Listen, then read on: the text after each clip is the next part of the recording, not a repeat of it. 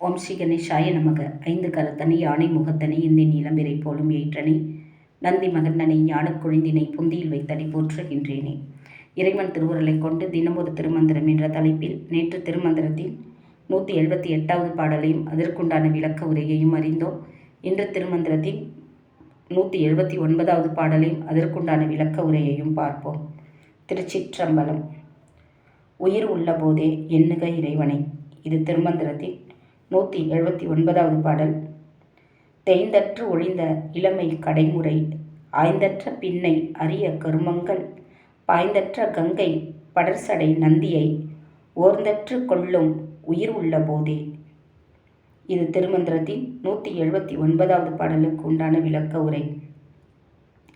சிறிது சிறிதாக இளமை தேய்ந்து முடிவில் ஒரு நாள் முற்றிலும் நீங்க முதுமை வந்து சூழ்ந்து கொள்ளும். இப்படி முதுமை வந்த பிறகு பின்னை செய்து முடிக்க வேண்டிய பல நல்ல செயல்கள் செய்ய இயலாமை போகும். எனவே உடலில் உயிர் இருக்கும்போதே இளமையும் வலிவும் உள்ள போதே கங்கை ஆறு பாய்ந்து அடங்கியிருக்கும் விரிசடை உடைய நந்தியம்பெருமானை எண்ணி உள்ளத்தில் ஈர்த்து கொள்ளுங்கள். திருச்சிற்றம்பலம். இந்த பாடலில்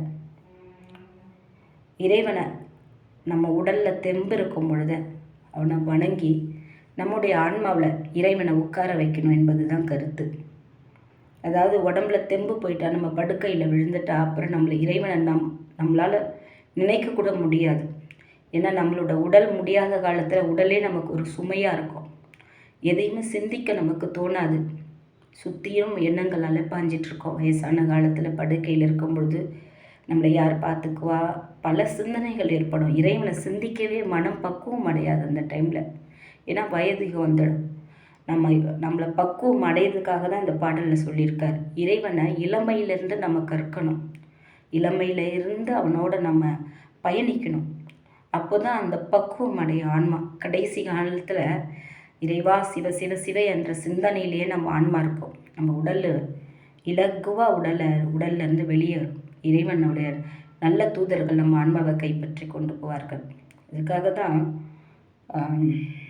இந்த பாடலில் அழகாக நமக்கு விளக்கமாக கொடுத்துருக்கார். இறைவன் திருவுருளை கொண்டு நாளை திருமந்திரத்தின் 180வது பாடலில் அதற்குண்டான விளக்க உரையையும் பார்ப்போம். திருச்சிற்றம்பலம்.